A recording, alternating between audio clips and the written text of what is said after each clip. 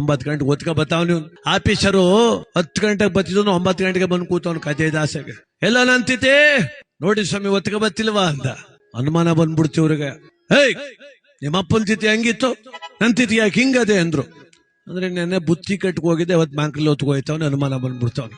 ಇವನು ಬುದ್ಧಿವಂತನೆ. ಸ್ವಾಮಿ ನಮ್ಮ ಅಪ್ಪಂದು 1,500 ರೂಪಾಯಿ ಸ್ಮಾಲ್ ತಿಥಿ, ನಿಮ್ದು 2,000 ರೂಪಾಯಿ ಬಿಗ್ ತಿಥಿ ಅಂದ. ಬಡಗಿದ್ರು ಕಜ್ಜಾಯ ಅದ್ಬಿಟ್ಟಿ. ಕಜ್ಜಾಯ ತಗದ್ ತಿಂದ. ಕಜ್ಜಾಯ ತಿಂತ ತಿಂತ ತಿಂತ ಕಣ್ಣಲ್ಲಿ ನೀರು ಬಂದ್ಬಿಟ್ಟು ಅವ್ನು ಗುಳೋ ಅಂತ ಅಳ್ತಾವನೆ. ಬಾರ ಇಲ್ಲಿ ಅಂದ್ರು. ಏನ್ ಸ್ವಾಮಿ ಅಂದ್ರೆ ಅಪ್ಪಗಬಿಟ. ಇದ್ಯಾಕಪ್ಪ ಅಂದ. ನಿಜ ಹೇಳ್ಬೇಕಂದ್ರೆ ನಿಮ್ಮ ಅಪ್ಪನ ತಿಥಿಗಿಂತ ನನ್ ತಿಥಿನೇ ಚೆನ್ನಾಗ್ ಮಾಡಿದ್ವಿ ಕಣೋ, ನೆನ್ನೆಗಿಂತ ಇವತ್ತೇ ಚೆನ್ನಾಗ ತಿಥಿ ಅಂದ್ರು. ತಿನ್ ಸಾಯಿ ನನ್ ಮಗನೇ ಅಂದ. ಕಂಡ ಎಲ್ರಿಗೂ ತಿನಿ ನನ್ ತಿಥಿ ಎಲ್ಕ ಅಂತಾನೆ ಆಫೀಸಲ್ಲಿವ್ರಿಗೆಲ್ಲ.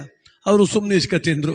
ಒಂದ್ ಸ್ವಲ್ಪ ಉಳ್ಕೊಂಬಿಟ್ಟು ಅವ್ನ್ ಮನೆಗ್ ತಗೊಂಡ್ ಹೋದ. ಅವ್ನ್ ಹೇಳ್ತೀನಿ ಇಂಗ್ಲಿಷ್ ನೋಡ್. ಅವಳು ಕೊಟ್ಟ, ಚೆನ್ನಾಗಿತ್ತು. ವಾವ್ ಸ್ವೀಟ್ಫುಲ್ ಡಾರ್ಲಿಂಗ್, ಏನಿದು?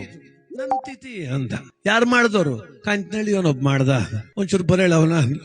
ಬಾಪ ಇಲ್ಲ ಯಾಕೋ ಆಫೀಸರ್ ಹೆಂಡತಿ ಕರೀತವ್ರೆ. ಬಂದವನು. ಏನವ ಕರ್ದಂತೆ? ನಮ್ಮ ಯಜಮಾನ್ರ ತಿಥಿ ನೀ ಮಾಡ್ದ? ಕಣವ. ಎಷ್ಟು ಕೊಟ್ಟಿದ್ರು ಕಾಸು? 2,000 ರೂಪಾಯಿ. ಅವಳು ವ್ಯಾನಿಟಿ ಬ್ಯಾಗ್ ತೆಗೆದು 3,000 ಕೊಟ್ಲು. ತಗೋ, ನಾಳಕ್ ನನ್ ತಿಥಿ ಮಾಡ್ಕಬಾ, ತಿನ್ಬೇಕು ಅಂದ್ರು.